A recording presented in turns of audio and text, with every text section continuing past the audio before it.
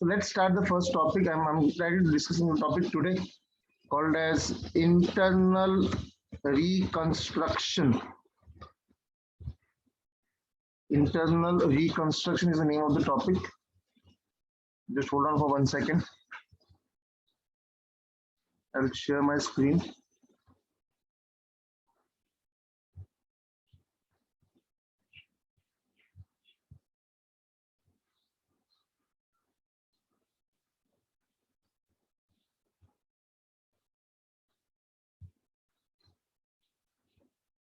Yeah, the name of the topic that we are going to discuss is called as internal reconstruction.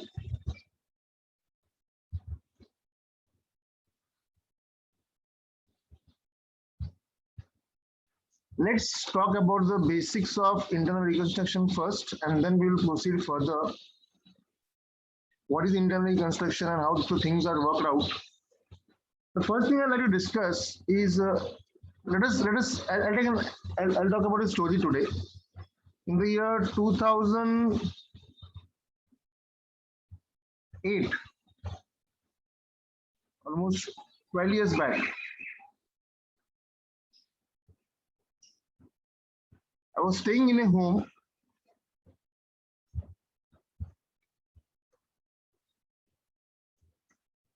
with my parents, and that house was quite old. It was worn out. So the tiles were broken. Electrical wirings got sagged out because of the age. The grills were all rusted. The furniture was all in bad shape. So the house was in literal doldrums. So we decided to renovate the home.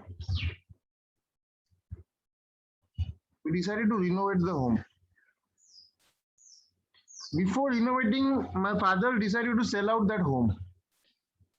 And so we started looking for customers. And we were offered a price of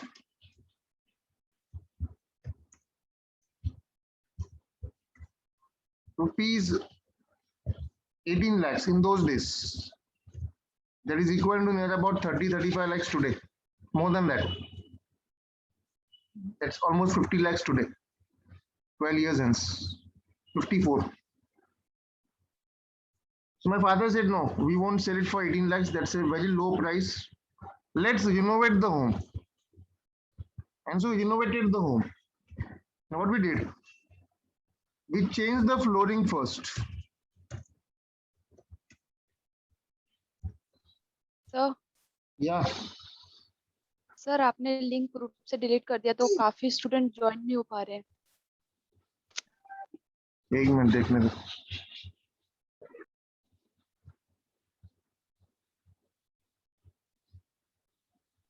So sorry, hold on.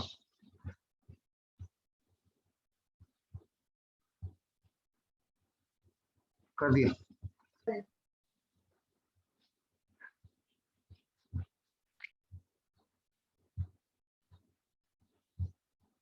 ये टीवाईएफ का दो group है ना, बहुत गड़बड़ है यार.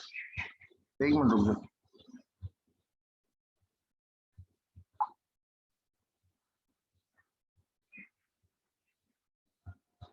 या कर दिया मैंने, पोस्ट किया वापस.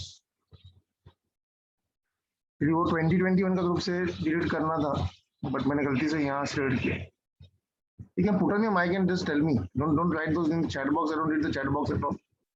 We'll wait for 2 or 3 minutes. Please hold on now. Yeah, all of them, majority of them join. मतलब मैं भी फर्स्ट लेक्चर उसके ज्यादा लोग ज्वाइन नहीं किए, 4-5 लोग ही थे. मुझे भी क्लिक नहीं हुआ. एक्चुअली ये ग्रुप्स इतना कंफ्यूजिंग है ना अभी. 2021, 21, 22.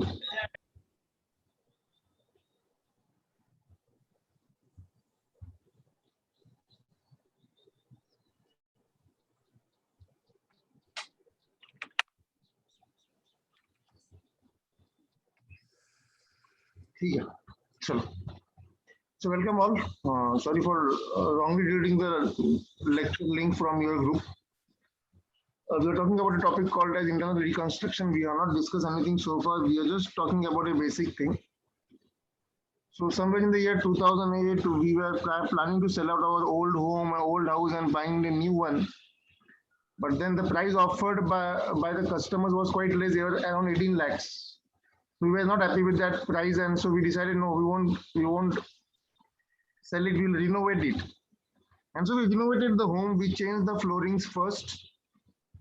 We put on the safety door, on the we changed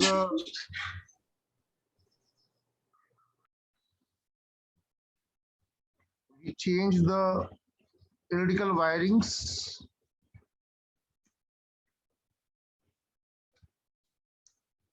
We also changed the plumbing accessories.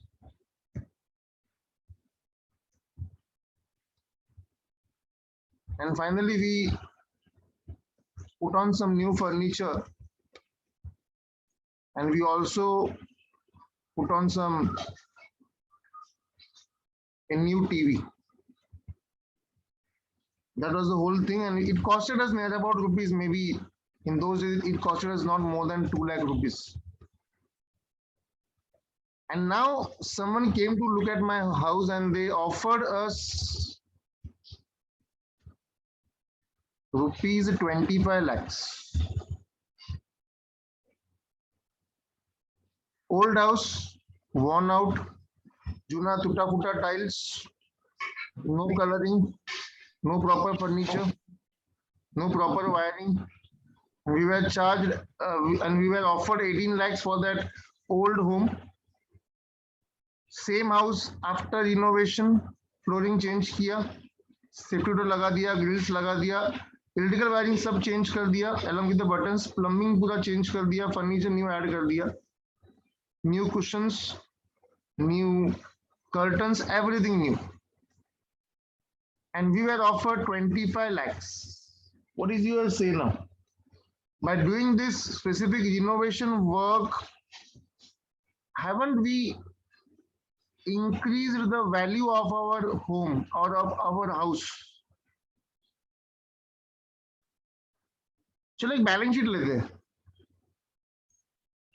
एक बैलेंस शीट लेते हैं. Don't buy out anything. Maybe this is the first time I'm teaching you accounts. I don't recall मैंने last time कब पढ़ाया था आपको.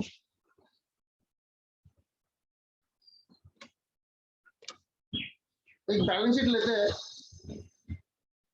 On the liability side,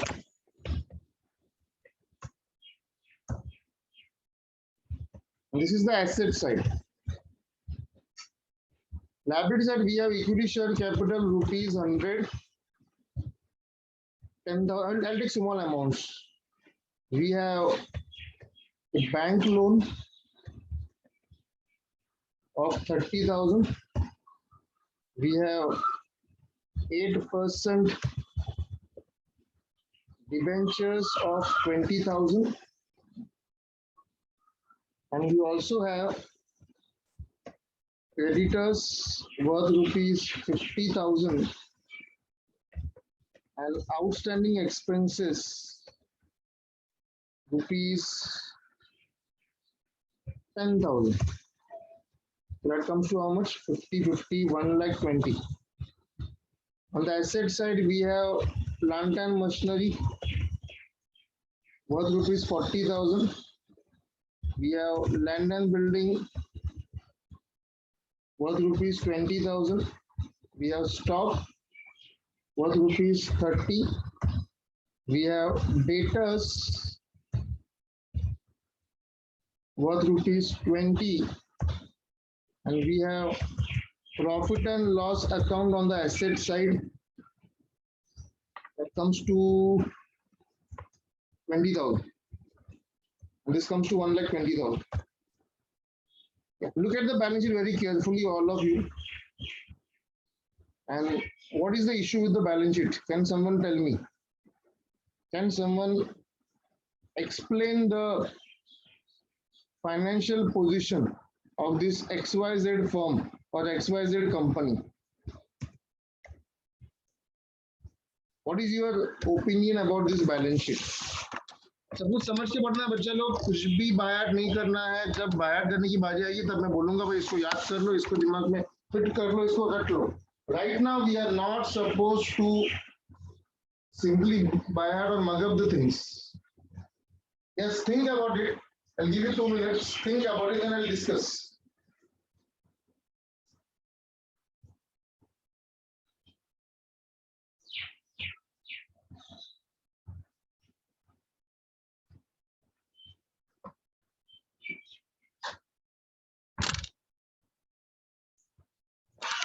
Anyone wants to say anything about this balance sheet?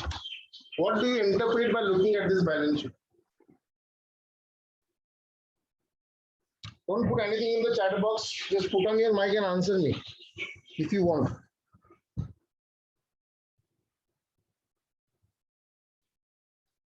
No one. Sir, profit and loss account on asset side. What does it mean? Who is that? Sir, Mayuresh. Mayuresh, P&L account on the asset side मतलब क्या होता है बेटा? Sir, loss दिखा रहा है ना? Exactly. तो ये अपना loss है. Perfect answer. Wrong answers are welcome. We are not writing an exam here. So we have a loss on the asset side. And do we have any profits, Mayuresh, on the liability side? Any kind of reserves? No sir, हमारे पास कोई reserves नहीं है. हमारे पास एक 20,000 का loss है. Anything else anyone wants to analyze? मैं bank में पहुंचा भाई, एक बैलेंस शीट पढ़ने नहीं आ रहा है या समझ में आ रहा है लेकिन बोलना नहीं है, पैसा भरा है तो सर ही बोलेंगे, सब हम कुछ नहीं बोलेंगे, ऐसा कुछ है क्या? ऋतुजा अम्बेडकर बोला, किंजल बोल बेटा क्या दिख रहा है?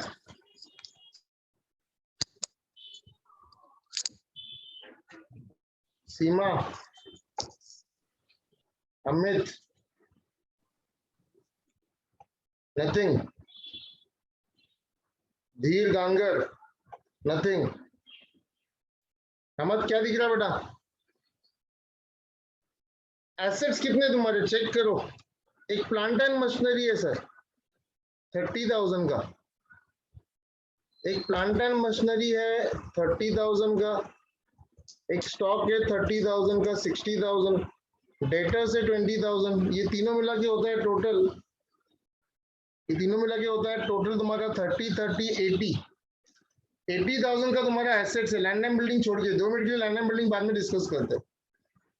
और लायबिलिटी साइड में तुम्हारा लायबिलिटीज देखो कितना, एक्सटर्नल लायबिलिटीज की बात कर रहा हूं मैं सर। ये हमारा एक्सटर्नल लायबिलिटी है, बैंक लोन, डिबेंचर्स बाहर वाले का है। क्रेडिटर्स देखो बॉस, क्रेडिटर्स रेशियो एनालिसिस कहीं बचपन में पढ़ा होगा। अरे भाई रेशियो एनालिसिस कहीं बचपन में पढ़ा होगा। आप करंट रेशियो निकाल के देखो इसका, या इसका डेप्थ इक्विटी रेशियो निकाल के दो। डेप्थ इक्विटी, डेप्थ कितना है देखो, डेप्थ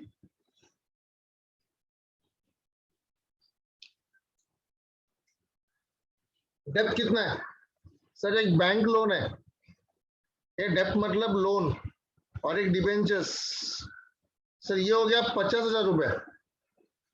और सर अपना इक्विटी खाली सर 10,000 है, मतलब 5:1 का रेशियो है। आइडियल डेप्ट equity ratio should not be more than, ideal डेप्ट equity should not be more than 2:1। जितना तुम्हारा खुद का पैसा बिजनेस में, उसका 5 गुना तुमने कर्जा ले लिया है, ये तो ठीक है, लॉन्ग टर्म लायबिलिटी है, बैंक लोन और डिबेंचर्स। तुम्हारे पास क्रेडिटर्स भी है। आज अगर मैं सबका पेमेंट करने जाऊं तो मुझे बताओ, मेरे पास स्टॉक और डेटर्स, मेरे पास स्टॉक और डेटर्स है 30,000, स्टॉक प्लस डेटर्स। भाई स्टॉक में काफी सारा स्टॉक पुराना भी हो सकता है, आउटडेटेड भी हो सकता है। दोनों से अगर मैं अर्जेंटली पैसा वसूल करने जाऊं, if I go to collect the money और रिकवर द मनी, स्टॉक का 30,000 के बदले में मैक्स टू मैक्स 18 से 20,000 रुपए मिलेगा। डेटर्स 20,000 का है, डेटर्स लोग इमरजेंसी में पेमेंट करेगा, हेवी डिस्काउंट देके 15,000 के ऊपर नहीं मिलेगा। प्लांट एंड मशीनरी पता नहीं कौन से बाबा आजम के जमाने का लिया हुआ है, आज उसको बेचने जाऊंगा तो मार्केट में उसको 30,000 ये बुक वैल्यू है, कोई नहीं देगा। हाँ, मेरे पास एक 24,000 का मोबाइल है मेरी वाइफ का, 3 साल पहले लिया है, आज उसका मार्केट में कोई 5,000 भी नहीं दे रहा है। अरे भाई टेक्नोलॉजी है, आउटडेटेड हो जाता है चीज, कोई नहीं बाय करता है इतना हेवी प्राइस में। ये प्लांट एंड मशीनरी का हमको मिल रहा है सिर्फ 10,000 रुपए।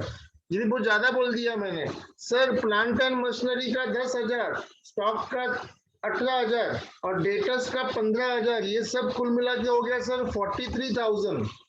सर ये 43,000 रुपीज से हम लोग क्रेडिटर्स को पार्ट पेमेंट कर पाएंगे। अरे भैया क्रेडिटर्स को देना है 50,000, हम दे पाएंगे खाली 43,000, और ये आउटस्टैंडिंग एक्सपेंस वाला भी बैठा है लाइन में। अब मुझे बताओ, लैंडलाइन बिल्डिंग बेच दिया, हाँ सर लैंडलाइन बिल्डिंग का तो वैल्यू बढ़ता है सर। अरे सर लैंडलाइन बिल्डिंग का, हाँ मैंने कहा बोला नहीं बढ़ता है भाई। चलो लैंडलाइन बिल्डिंग हमने किसी बाबा आजम के जमाने में लिया था 20,000 में, उसका आज मार्केट वैल्यू मान लो, उसका आज मार्केट वैल्यू अगर मैं मान के चलता हूँ 60,000 है, 60,000 है।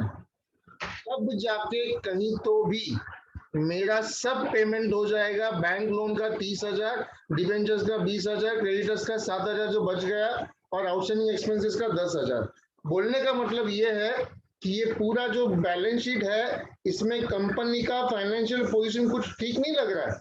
बोरोइंग्स ही बोरोइंग्स है, लायबिलिटीज ही लायबिलिटीज है। यहाँ पे खुद का पैसा कितना है देखो ना, ये सब लायबिलिटीज है, short term and long term. खुद का पैसा कितना है बिजनेस में, खाली 10,000 शेयर होल्डर्स का।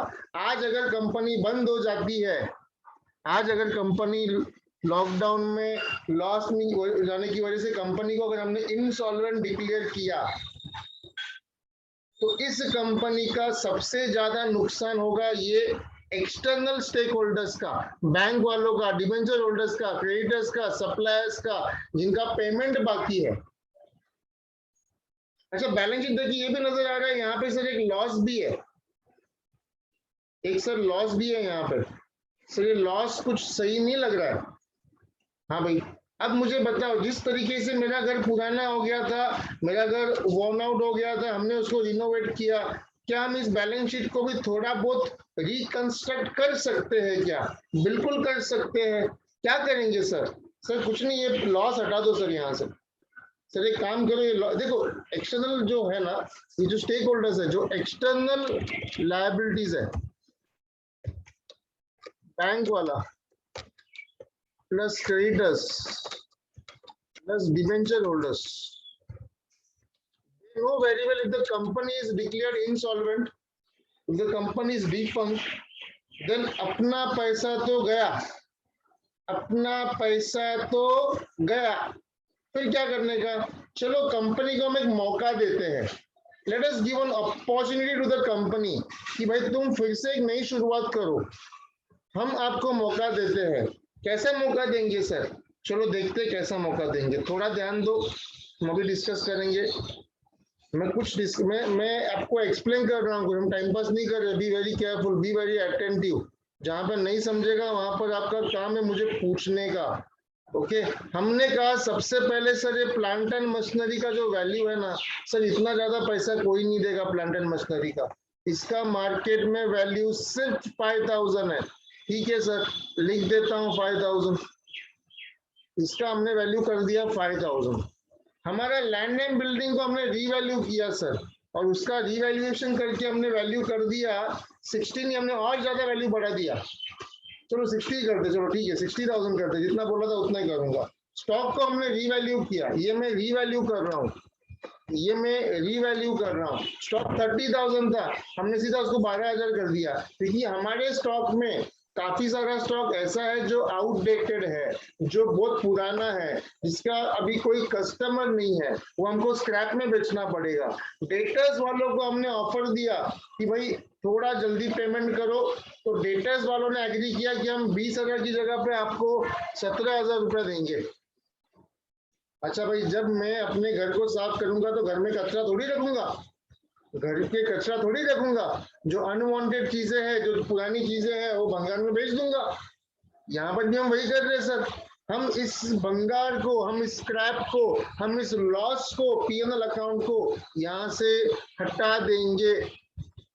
इसको यहाँ से सर हटा देंगे। उसको एक टर्म में हम डिस्कस करेंगे बाद में। सर ये क्या बात हो गई, आपने तो एसेट साइड में सब कुछ चेंज कर दिया। हाँ भाई, चेंज कर दिया। अब सबका टोटलिंग करते हैं सर। अब तो लोचा हो गया सर। ये सर आपने 94,000 कर दिया, लेकिन सर एसेट साइड में, सर एसेट साइड में तो आपका टोटल जो है वो तो 1,20,000 है। अब हम कैसे करें sir? How is it possible? Value tally कैसा करें? मतलब मॉरल ऑफ द स्टोरी, अगर मैंने एसेट साइड में कुछ चेंजेस किया है तो बॉस मुझे लायबिलिटी साइड में भी कुछ चेंजेस करना पड़ेगा। अब ये बंदे जो है ना क्रेडिटर, इनको पता है अपना पैसा तो गया, 50 से 20-25 मिला तो मिला, नहीं तो वो भी नहीं मिलेगा। इन लोग क्या बोलता है, इन लोग अपना थोड़ा बहुत पैसा माफ कर देते हैं। ये कहते हैं कि हमको 50 मत दो, हमको आप सिर्फ 35,000 दो, हमको सिर्फ 35,000 दो। ठीक है सर, हमने कहा ठीक है भाई। आउटस्टैंडिंग एक्सपेंसेस वाला बोलता है हमारा 10,000 है ना, तुम एक काम करो, आप हमको सिर्फ 7,000 रुपया दे दो, आप हमको सिर्फ 7,000 रुपया दे दो, 7,000। हमने कहा वो भी ठीक है। बैंक लोन वाला बोलता है काम करो, हमारा रेट ऑफ इंटरेस्ट बढ़ा के दो और हम पैसा कम करते हैं, और जो पैसा 30,000 है हम आपसे सिर्फ 20,000 लेंगे, लेकिन हम रेट ऑफ इंटरेस्ट बढ़ा के लेंगे। डिबेंचर्स वाला भी ऐसे ही बोलता है। डिबेंचर्स वाला बोलता है हमारा 20,000 8% पे है, आप एक काम करो हमारा 10% कर दो, हमारा इंटरेस्ट रेट बढ़ा दो, लेकिन हमारा पैसा फिर आप हम आपका कम कर देते हैं। हम आपका पैसा कर देते हैं सर 18,000 कर देंगे। ठीक है सर, कोई दिक्कत नहीं है। हमने 8 का 9% कर दिया डिबेंचर्स का इंटरेस्ट। सर कितना हो रहा है टोटल, कितना हो रहा है सर? सर टोटल हो रहा है सर 80,000 हो रहा है। ओके 80,000 हो रहा है सर। ठीक है, बहुत बढ़िया। अब मुझे बताओ, ये तो बाहर के लोग हैं भाई, इन्होंने अपना कुछ पैसा गिव अप कर दिया। They give up some portion of their claim. Bank loan वालों ने बोला 20 दो से 30 की जगह पे। सी पैसा नहीं मिलने वाला है, पैसा डूब गया है, वैसे भी डूबा है 30,000, तो हम बोलेंगे ठीक है 10,000 मत दे, बाकी 20 तो दे। डिबेंचर वाला भी वही सोचेगा। आप बोलोगे इन लोग ऐसा क्यों एग्री होंगे? Because they know very well that वही दे बुरी तरीके से फंसे हुए हैं। पैसा ऐसे भी नहीं मिलने वाला है, वैसे भी नहीं मिलने वाला है। क्यों ना हम थोड़ा सा, क्यों ना हम थोड़ा सा अपना पैसा माफ करके बाकी का पैसा रिकवर करें। Something is better than nothing. जहाँ पे 20,000 डिबेंचर्स का मिलने वाला था वो नहीं मिल रहा है, 15, 16, 18,000 तो मिले, बाकी 2,000 नहीं मिल रहा है ना, बैग बढ़ा के लिया ना, इंटरेस्ट में रिकवर कर लेंगे। दे डिड इट ना। अब हम बात करते हैं सर, ये तो बाहर वालों ने अपना पैसा कुछ कम कर दिया, भाई शेयर होल्डर्स को भी कुछ पैसा कम करना पड़ेगा। शेयर होल्डर सर अपना 10,000 का है, उन्होंने बोला हमारा पैसा सीधा आधा कर दो, हमारा पैसा सीधा आधा कर दो। हमने कहा ठीक है भाई, हमने उसका पैसा आधा कर दिया। अब हमारा टोटलिंग करते हैं सर, अब हमारा टोटलिंग करते हैं सर। अब हमारा टोटल कितना आ रहा है ये साइड? सर ये सर हमारा टोटल आ रहा है 85,000। अरे यार सर टैली नहीं हो रहा है। अरे भाई जिंदगी में पहली एक ही चीज तो हमने सीखा है, बैलेंस शीट हमेशा टैली होना चाहिए। Double entry book keeping system है, इसको टैली करना पड़ेगा। सर ये साइड 94 है, ये साइड 85 है, कितने का डिफरेंस है सर? कितने का डिफरेंस है sir? 94 minus, okay so sorry, 94 minus 85,000। Sir difference तो 9,000 का है। एक काम करते हैं ना सर, हम लोग यहाँ पे दिखा देते हैं capital reserve on the asset side. अब यहाँ पर भी 94 हो गया और सर यहाँ पर भी 94 हो गया, टैली हो गया दोनों साइड। हमने हमारा नया बैलेंस शीट रेडी कर लिया सर। अभी कर लेते हैं सर नया बैलेंस शीट तैयार। ये 1 मिनट सर, ये लीजिए, ये हमारा रिनोवेटेड बैलेंस शीट, ये हमारा पुराना बैलेंस शीट हटा दिया, ये आ गया हमारा नया वाला बैलेंस शीट, ये रहा सर नया बैलेंस शीट।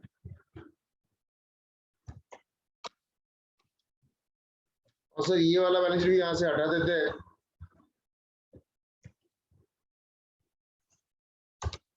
ये रहा सर नया बैलेंस शीट। और यहाँ पर भी तुम्हारा टोटल कर लेते हैं अभी।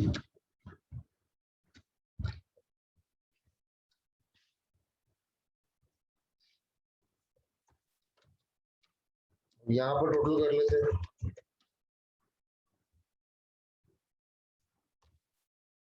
तो टैली हो गया। Now this is my new balance sheet.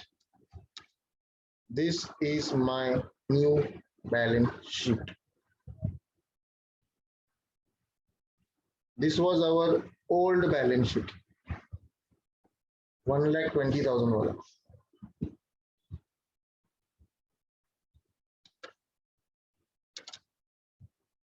Now this balance sheet looks good. We have a reserve here of 9,000. We have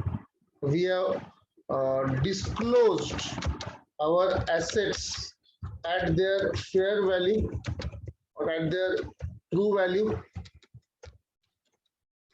We have wiped off the losses from the asset side. We have reduced our share capital. We have reduced the external liabilities. अब बात करते हैं भाई थोड़ा सा इनको क्या बोला जाता है। सबसे पहले मुझे बताओ, जब कोई कंपनी ऐसा कर सकती है क्या? कोई कंपनी ऐसा कर सकती है क्या? इज इट अलाउड या कैन कंपनीज रैंडमली डिसाइड कि हम अपना बैलेंस शीट में बहुत ज्यादा लॉस हो गया है, हाँ चलो भाई इसको चेंज कर दो, चलो भाई इसको चेंज कर दो, ऐसा कोई कर सकता है क्या? That's my question.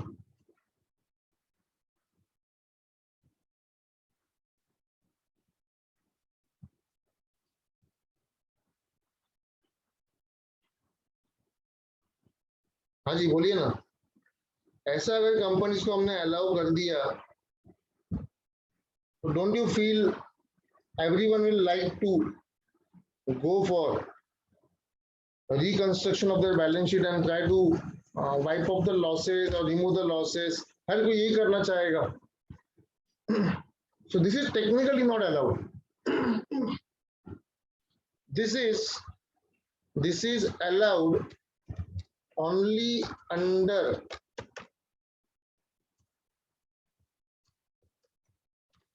exceptional circumstances.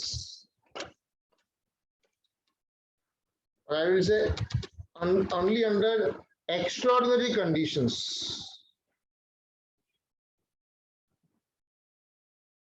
And this is governed by section, पहले 100 था, section 66 of the Companies Act 2013. सबसे पहला point, the company must authorize by its articles of association for reconstruction, that is for capital reduction. Means articles of association अगर इसको allow करेगा तो ही हम ये कर सकते हैं। दूसरा चीज, कंपनी को कैपिटल रिडक्शन के पहले एक स्पेशल रिजोल्यूशन पास करना पड़ेगा। ओके, एक स्पेशल रिजोल्यूशन पास करना पड़ेगा और अपना कैपिटल 10,000 से 5,000 करना होगा। एक मिनट रुको सर, इसके पहले आपको और एक चीज करनी पड़ेगी। ओके, आपको इसके साथ और एक चीज करनी पड़ेगी। आपको ये स्टेक होल्डर्स, भैया स्टेक होल्डर्स वो लोग होते हैं जिनका पैसा लगा हुआ है इस कंपनी में। कौन कौन स्टेक होल्डर्स है यहाँ पे? So there are too many stakeholders here. So we have creditors here, we have debenture holders here, and we have the banks, that is the lenders. इन सबका भी अप्रूवल लेना पड़ेगा, इनका एसेंट, इनका परमिशन, इनका अप्रूवल लेना होगा। उसके बाद जाके आपको एक स्पेशल रिजोल्यूशन पास करना होगा। Then you apply to the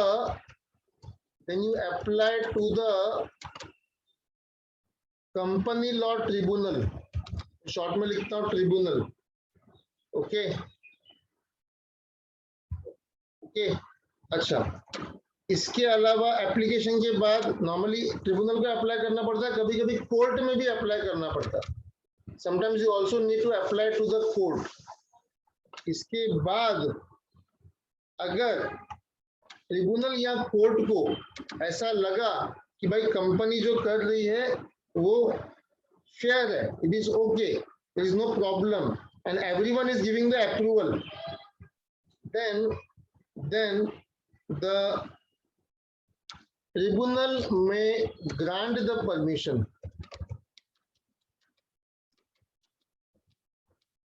और इस परमिशन के बाद ही, ओके, इस परमिशन के बाद ही company can go for the internal reconstruction. अच्छा, रिकंस्ट्रक्शन होने के बाद, रिकंस्ट्रक्शन होने के बाद नहीं, होने के पहले और दो चीजों पे ध्यान देना है। एक नोटिस भेजना पड़ेगा, पब्लिक नोटिस, एक पब्लिक नोटिस भेजना पड़ेगा जिसमें कंपनी को लिखना पड़ेगा हम लोग इंटरनल रिकंस्ट्रक्शन कर रहे हैं और हमारा शेयर कैपिटल रिड्यूस कर रहे हैं, because we need to ask the equity shareholders as well. सभी क्रेडिटर्स का, बैंक लोन वालों का, क्रेडिटर्स का, अभी देखो ये तीनों क्रेडिटर्स हो जाएंगे कंपनी के लिए, इन सब का रिटर्न कंसेंट लेना पड़ेगा, रिटर्न अप्रूवल लेना होगा। एक पब्लिक नोटिस भेजना पड़ेगा, पब्लिक नोटिस भेजेंगे, उसके बाद उसमें आप लिखोगे पहले कि भाई we are going for reduction of our share capital, if any public has any interest in the company और any objection, please raise your objection within so and so days. ये सब कुछ करने के बाद, अप्रूवल मिलने के बाद आपको रिकंस्ट्रक्शन का अपॉर्चुनिटी मिलेगा। अच्छा, अगर मैंने ये नया कंपनी को वापस से ऊपर एक नाम दे दिया XYZ लिमिटेड, वही नाम दिया है सर, और ब्रैकेट में लिखना पड़ेगा and reconstructed, sorry and reduced, so sorry, ऐसा उसको बैलेंस शीट में ऊपर लिखना पड़ेगा एंड रेड्यूस्ड। भाई और बहनों, ऐसा उसको बैलेंस में लिखना पड़ेगा एंड रेड्यूस्ड। क्यों सर? ताकि लोगों को मालूम पड़े कि भाई ये जो बैलेंस शीट है ना नया वाला, सर ये नया वाला बैलेंस शीट रिकंस्ट्रक्शन के बाद वाला बैलेंस शीट है। People should not be fooled, new investors should not be fooled to look at the balance sheet, because new investors may not have any idea about the past background, about the past history of the company। इसके लिए आपको ऊपर एक line लिखना पड़ेगा company के नाम के साथ बैलेंस शीट में and reduced. Okay, balance sheet of XYZ limited bracket में and reduced, and reduced is the sign that this company has undergone internal reconstruction. So even though it is the internal matter of the company, but it involves the stakeholders. There are external people जिनका पैसा इस company में लगा हुआ है, वो सब लोगों को अप्रूवल लेने के बाद स्पेशल रिजोल्यूशन पास करो, आर्टिकल्स ऑफ एसोसिएशन में इसका प्रोविजन है क्या नहीं चेक करो, फिर उसके बाद तुम्हारा इंटरनल रिकंस्ट्रक्शन प्रोसेस शुरू होगा। That is how the whole process will start. Is that okay? Is that clear to all? Any questions? So far हमने बात किया है सेक्शन 66 का बात किया है। Okay? So section 66 is which section? So it is the section that decides what? It decides whether we can go for internal reconstruction or not. That is the section that will decide how can we go for the internal reconstruction. Okay, so I will say in a very short way, reconstruction एक ऐसा process है जहां पे हम company का पूरा affairs को reorganise करते हैं. कैसे रीऑर्गेनाइज करते हैं sir? By revaluation of the assets. Assets को रीवैल्यू करते हैं सर, लॉसेस को हटा देते हैं. अब मैं बात करता हूँ टेक्निकल टर्म्स. हम लॉस को हटा देते हैं मतलब उसको राइट ऑफ करते हैं. Right of the losses, right of करना मतलब बैलेंस शीट में से निकाल देना. एसेट्स को रीवैल्यू करो, लॉसेस को राइट ऑफ कर दो. राइट ऑफ कर दो मतलब हटा दो बैलेंस शीट में से. जो लॉसेस एसेट साइड में थे, any P&L account balance on the asset side is a loss. It should be wiped off, it should be written off. Written off word ध्यान में रखना. It should be written off. ठीक है sir. और क्या करना है sir? Reassess the liabilities. Liabilities को फिर से रीवैल्यूएशन करो, उसको रीअसेस बोलते हैं. रीअसेस इसके लिए बोलते हैं बिकॉज आपको वो बैंक वालों के साथ, डिवेंचर होल्डर्स के साथ या क्रेडिटर के साथ बैठ के डिस्कस करना पड़ेगा और नेगोशिएट करना पड़ेगा उन लोग कितना कम करते हैं. उसके लिए इसको रीअसेस बोलते हैं, उसको रीवैल्यूएशन नहीं बोलते. तो ये सब चीजें होंगी and thereby we'll go for the reconstruction. So it's a lengthy process, it's a technical process, it's a legal process, it takes time. और भाई एक चीज ध्यान में रखना, कंपनी के ऊपर एक स्टैंप लग जाता है. कंपनी के ऊपर एक स्टैंप लग जाता है कि भाई कंपनी ने क्या किया है, रिकंस्ट्रक्शन किया है. Okay, is that clear to all? अच्छा, इतना ही नहीं, अभी देखो हमने प्लांट एंड मशीनरी 30,000 था, हमने यहाँ पे कितना दिखाया? 5,000 दिखाया.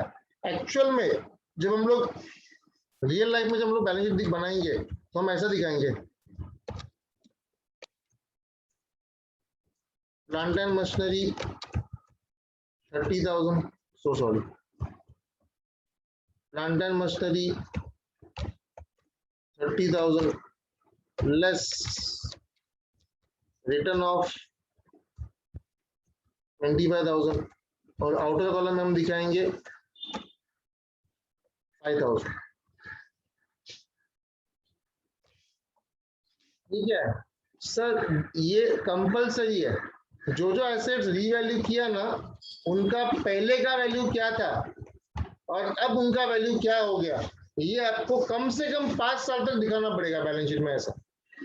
ऐसा आपको उसको 5 इयर्स तक बैलेंस शीट में डिस्क्लोज करना पड़ेगा, ताकि जो बैलेंस शीट पढ़ने वाले जो लोग हैं उनको समझ में आए कि भाई हाँ, इन्होंने कुछ तो अपने बैलेंस शीट में चेंजेस किया है. And this is applicable only for fixed assets. In case of fixed assets, the amount written off under the scheme of reconstruction are to be shown, they must be shown for 5 years. And after the name of the company, we have to add the words and reduced.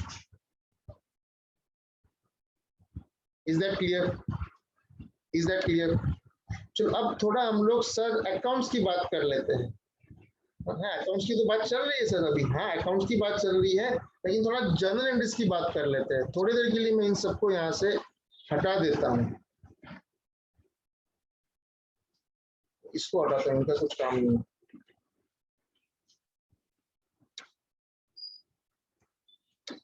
सबसे पहला चीज, during the whole process of internal reconstruction, आपने कभी dissolution किया है? Partnership का dissolution, partnership का dissolution किया होगा ना कभी तो लाइफ में. उसमें एक अकाउंट ओपन होता था, रियलाइजेशन अकाउंट, जिसमें एसेट्स और लायबिलिटीज रिवैल्यूएशन पे हम लोग उसमें डाल देते हैं. रिवैल्यूएशन अकाउंट बोला जाता है कभी. In case of admission death and retirement, it was called as the revaluation account. In case of dissolution, it was called as the realisation account. यहाँ पर भी एक अकाउंट बनेगा सर, जिसका नाम होगा कैपिटल रिडक्शन अकाउंट. भाई साहब, ये अकाउंट का एक गोल्डन रूल है. First of all, this is a nominal account. First of all, this is a nominal account. भाई और बहनों, ये नॉमिनल अकाउंट है. 3 टाइप के अकाउंट्स होते हैं, real account, personal account, nominal account. Sir ये नॉमिनल अकाउंट है। हाँ सर ठीक है, तो क्या अरे तो क्या क्या बेसिक रूल ऑफ अकाउंट्स याद करो sir. Capital reduction account will be debited when there is a profit. अरे सर क्या पढ़ा रहे हो? When there is a profit नहीं, when there is a loss. And capital reduction account will be credited when there is a profit. Golden rule, फायदा हो रहा है कैपिटल रिडक्शन अकाउंट को क्रेडिट करो, नुकसान हो रहा है कैपिटल रिडक्शन अकाउंट को डेबिट करो। अब दूसरी चीज सोच लो, फायदा कब होगा? when will we have profit? Sir जब मेरा लायबिलिटीज कम होता है तब मुझे फायदा होगा। लायबिलिटीज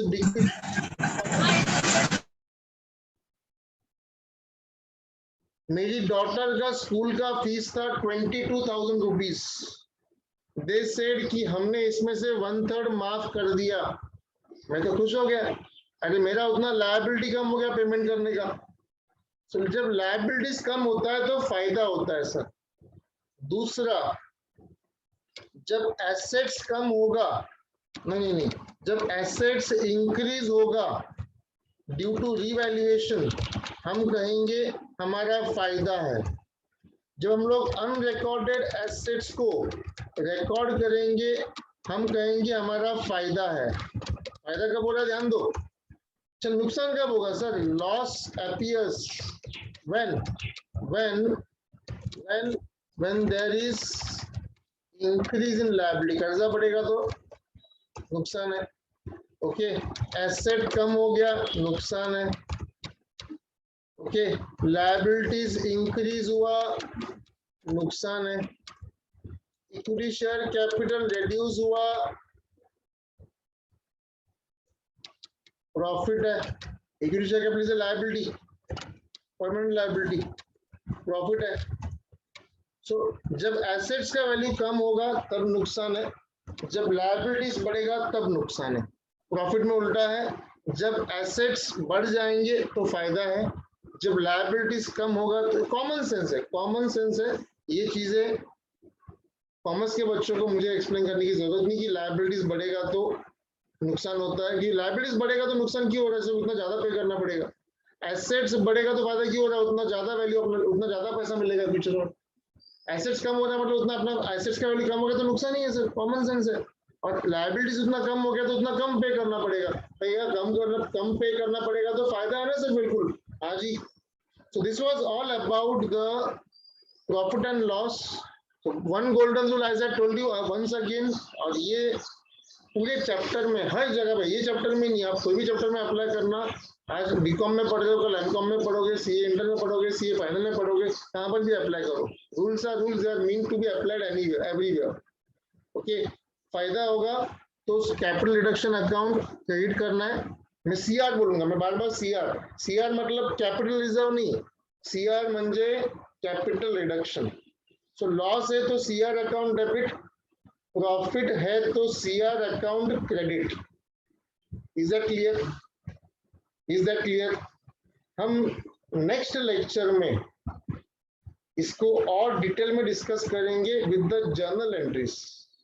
अभी भी मैं डिस्कस कर रहा हूँ, डोंट वरी। अब मैं एक दो बेसिक जर्नल डिस्कस करूंगा।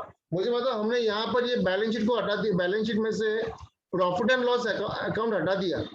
सर ये पीएनएल अकाउंट एसेट साइड में था, इसको निकाल दिया, मतलब तुम्हारा उतना एसेट कम हो रहा है कि बढ़ रहा है? सर कम हो रहा है। फायदा है क्या नुकसान है? सर एसेट कम हो रहा है तो नुकसान है। नुकसान है तो कौन सा अकाउंट डेबिट करेंगे? Sir capital reduction account debit कीजिए आप, debit the capital reduction account.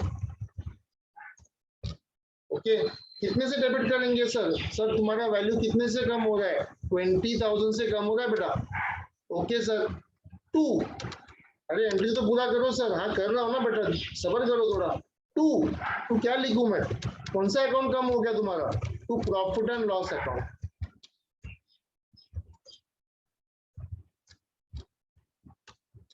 कितना? Same sir, 20,000। और नरेशन आएगा भाई और बहनों,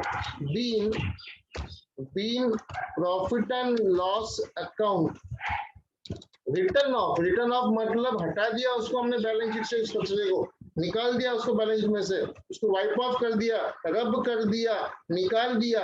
अरे भाई P&L अकाउंट निकाल दिया, लॉस निकाल दिया, लॉस एसेट साइड में होता है तो वो अपना एसेट है, इसलिए उस लॉस को जब निकालोगे, उसको वाइप ऑफ करोगे, उसको राइट ऑफ करोगे तो अपना नुकसान है। क्यों नुकसान है सर? क्योंकि वो एसेट है। Even though it is a loss, it is appearing on the asset side. Asset को निकाल देंगे तो सर उतना फायदा होगा कि नुकसान होगा? सर नुकसान होगा। इसके लिए हमने क्या किया, हमने कैपिटल रिडक्शन अकाउंट को डेबिट कर दिया। एक लास्ट पॉइंट मुझे डिस्कस करना है before I wind up the session. There will be something called as fictitious assets in the balance sheet. ध्यान दो, बहुत इंपॉर्टेंट है, बहुत बहुत बहुत इंपॉर्टेंट है। ओके, आखिरी 5 minute, 10:53 now. We'll wind up by 10:58. Then we'll have a attendance in the last 2 minutes. Okay, listen now what I'm saying. Please listen here very carefully. Listen here, please listen here very carefully. Sir ऐसे कुछ assets होते हैं ना balance sheet में जो बोलने के लिए एसेट है लेकिन वो एसेट नहीं है। क्या बात कर रहे हो सर? एसेट साइड में एसेट लिखोगे तो वो एसेट ही होना चाहिए। नहीं नहीं नहीं, ऐसे कुछ खर्चे होते हैं, there are some expenditures which are incurred by the company but which are not charged to the revenue account, which are not debited to the P&L account. There are some expenses हम लोग खर्चा तो कर देते हैं लेकिन हम उसको प्रॉफिट एंड लॉस अकाउंट में डेबिट नहीं करते, तो जब तक वो P&L अकाउंट में जाता नहीं है तब तक वो बैलेंस शीट में एसेट साइड में दिखता है। जैसे प्रिलिमिनरी, ध्यान दो प्रिलिमिनरी एक्सपेंसेस, बेटा कंपनी फॉर्मेशन एक्सपेंसेस बोलो या प्रीमियम एक्सपेंसेस बोलो, बात एक ही है सर। ये दोनों एक्सपेंसेस तुम्हारा हम लोग क्या करते हैं सर, हम इनको क्या करते हैं सर, हम इनको बैलेंस शीट में नहीं दिखाते। रिकंस्ट्रक्शन के बाद, रिकंस्ट्रक्शन के पहले ये बैलेंस शीट में हो सकता है। और एक चीज होता है underwriting commission, spelling mistake है, please be careful sir. Discount on debentures या डिस्काउंट ऑन शेयर्स, अब ये से तुम्हारा जो प्रॉफिट एंड लॉस अकाउंट थोड़ी देर पहले हमने ऊपर देखा था, वो भी अपने आप में एक फिक्टिशियस एसेट है। सब preliminary expenses, company formation expenses, share issue expenses, underwriting commission या डिस्काउंट ऑन डिबेंचर्स या discount on shares and P&L account, भाई और बहनों इन सबको कहा जाता है, इन सबको कहा जाता है fictitious assets. They all are called as fictitious assets. Okay, rule ये है that fictitious assets are supposed to be written off from the balance sheet. यार क्या लिख रहा हूँ, लास्ट लाइन, लास्ट डायलॉग ध्यान दो। Even if not told in the question में नहीं बोला है तब भी आपको कंपलसरी आपके बैलेंस शीट में से फिक्टिशियस एसेट्स को निकाल देना है, वाइप ऑफ करना है, राइट ऑफ करना है, रिमूव कर देना है। क्यों सर? क्योंकि भाई साहब ये कचरा है, ये वेस्टेज है, ये भंगार है। तुम जब घर को रिनोवेट करोगे तो जूना फर्नीचर घर से फेंक दोगे, खराब फर्नीचर, खराब मटेरियल फेंक दोगे। हम वही कर रहे हैं सर। यहाँ पे हमारे जूनी पुरानी बैलेंस शीट में से जो अनवांटेड चीजें हैं, कौन सी चीजें हैं सर, कौन सी चीजें हैं सर? एक मिनट, इसको मैं कवर कर लेता हूँ सर। मेरे पास टोटल 6 आइटम्स है सर, मेरे पास टोटल 6 आइटम्स है। कौन से 6 आइटम्स है sir? Sir preliminary expenses, share issue expenses, company formation expenses, discount on debentures, underwriting commission और profit and loss account, okay, profit and loss account. ये सब तुम्हारा क्या है सर? ये तुम्हारा सब क्या है?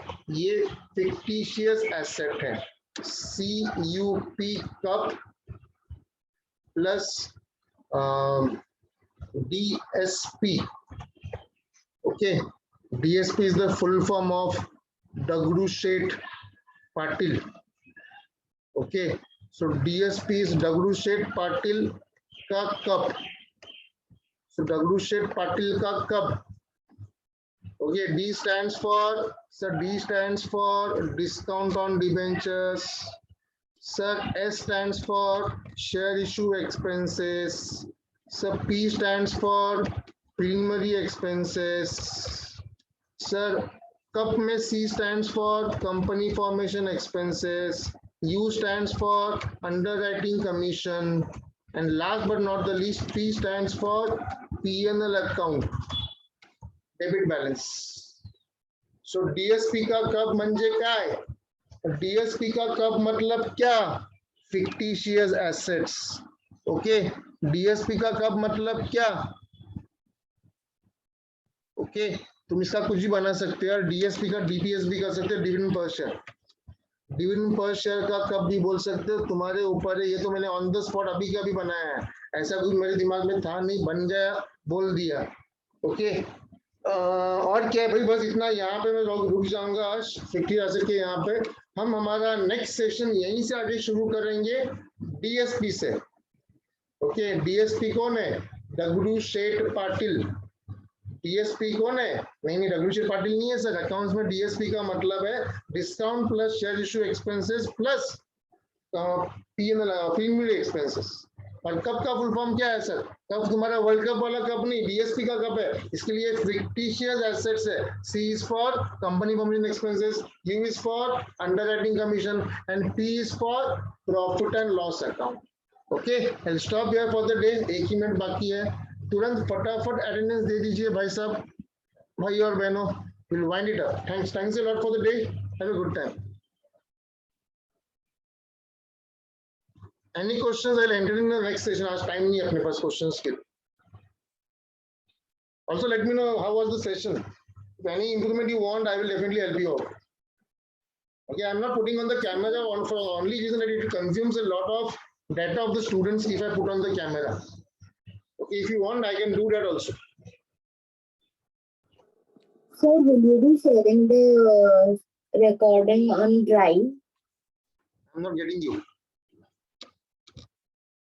सर, आप जो ये वीडियो मतलब आप जो ये कॉल रिकॉर्ड कर रहे हो, आप उसका जूम पे भेजोगे, वो आप ड्राइव पे डालोगे? सोचा नहीं बेटा कुछ मैंने ऐसा. मैंने कुछ सोचा Okay, नहीं. sir. मतलब I need to take the, maybe I need to take the permission from the college for that. Last year there was heavy argument कि बच्चे लेक्चर नहीं बैठते थे. And they used to say कि नहीं आप इसको जूम पे डालो, आप इसको यूट्यूब पे डालो, हमको देखना है आपका लेक्चर. तो मैंने बोला मैं नहीं करूंगा करके. दिस ईयर मैं सोचता हूँ उसके ऊपर क्या करना है. I'll let you know, don't worry. Okay, sir. Thank you. Thanks. Who was it by the way? Sir, Jinal. Okay, Jinal, fine.